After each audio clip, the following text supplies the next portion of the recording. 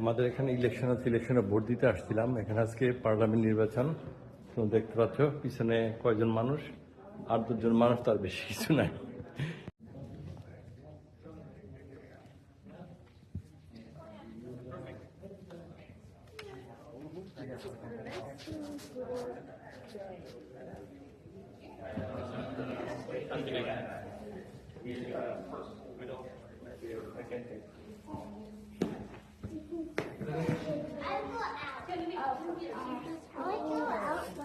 আমি আমার ভোটিং শেষ করলাম, এখন বাসায় ফিরছি।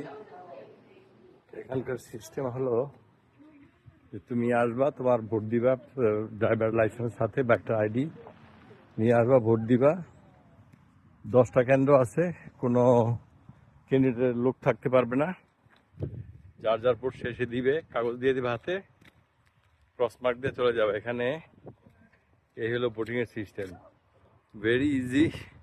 আমি আমার ভোট শেষ করলাম, এখন আমি